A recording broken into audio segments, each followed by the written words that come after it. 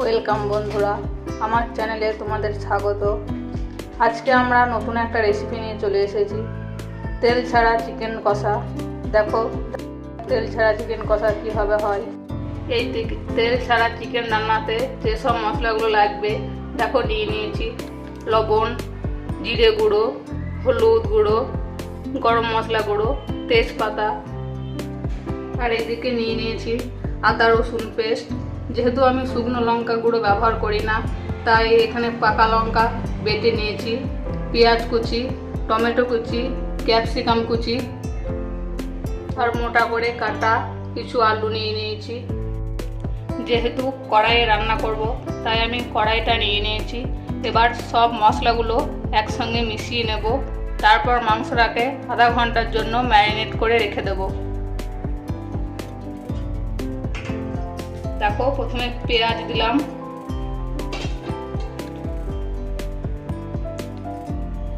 তারপর টমেটো কুচি,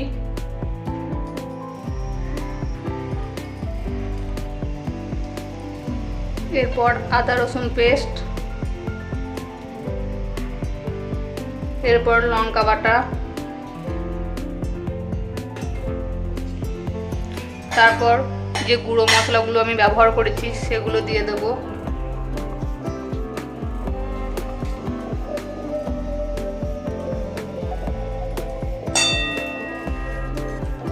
এরপর তেজপাতা দিয়ে দেবো, সব ভালো করে মিক্সড করে নেব।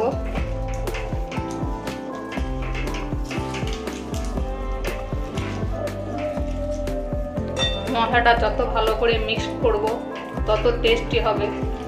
দেখে নাও ভালো করে কিভাবে মিক্সড করছি আমি।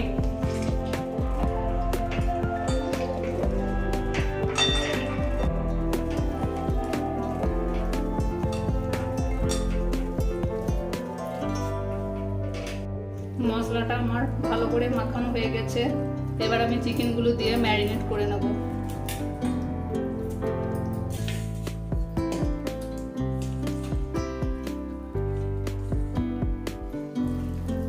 চিকেনগুলো এবার ম্যারিনেট করে নিচ্ছি আমি।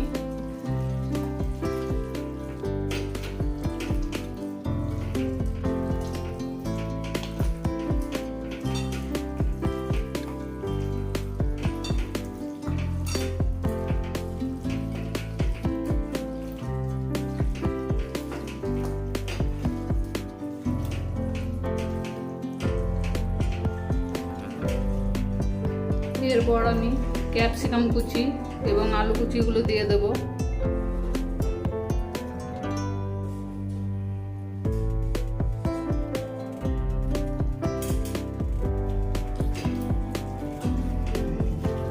ভালো করে আমি মেখে নেব।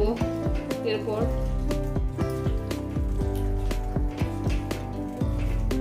এখন ভালো করে মাখানো হয়ে গেছে।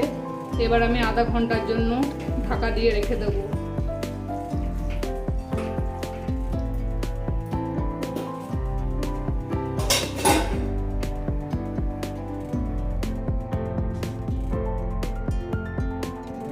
ফিরে এলাম আধা ঘন্টা পর। মাংসটা এখন ম্যারিনেট হয়ে গেছে। এবার গ্যাসের ফ্লেম অন করে আমি কড়াইটাকে ফ্লেমের ওপর বসিয়ে দেবো।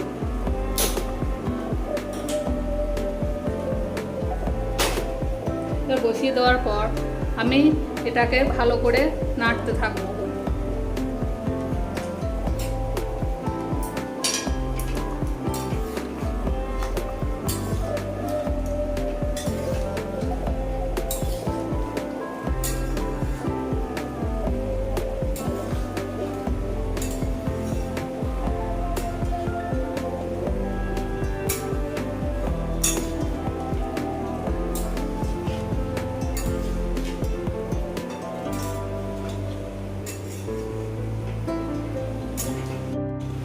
মাংসটা যাতে লেগে না যায় তার জন্য জল দিয়ে দেব।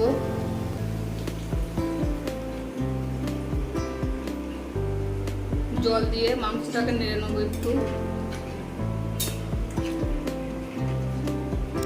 এরপর মাংসটাকে ঢেকে দেব।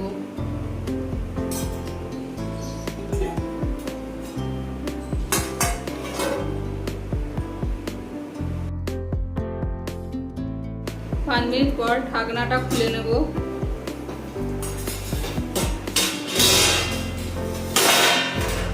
এরপর মাংসটা নাড়তে থাকবো।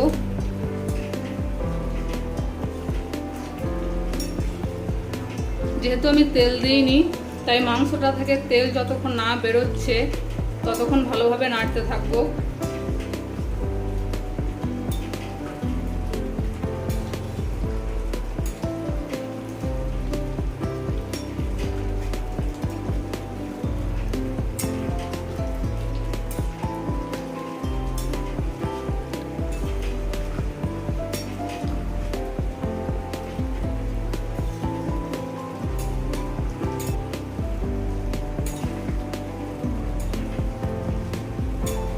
তবে একটা কথা বলে রাখি, চর্বিওয়ালা মাংস হলে বেশি ভালো হয়, তেলটা বেরোতে সুবিধা হয়।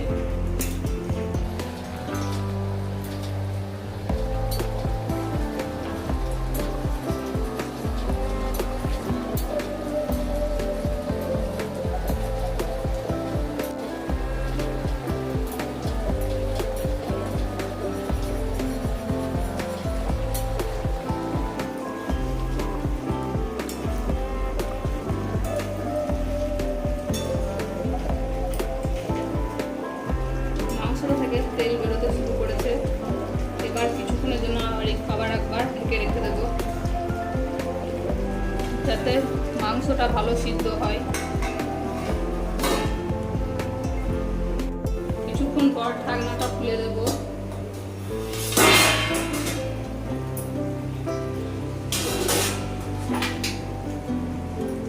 দেখে মনে হচ্ছে মাংসটা ভালোভাবে সিদ্ধ হয়েছে। তো মাংসটা ভালো কষানো হয়ে গেছে। এরপর আমরা লবণটা চেক করে নেব।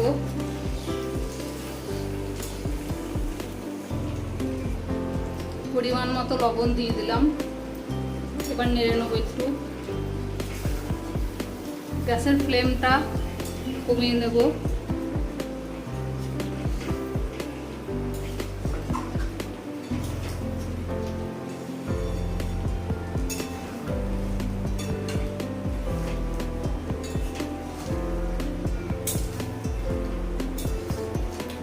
মাংসটা আমার খুব সুন্দরভাবে কষানো হয়ে গেছে। আলুগুলো খুব ভালো সিদ্ধ হয়ে গেছে।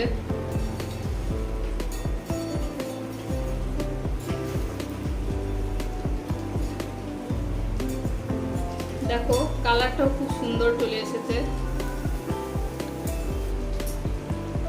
কালার দেখে মনেই হচ্ছে না যে তেল ছাড়া রান্না।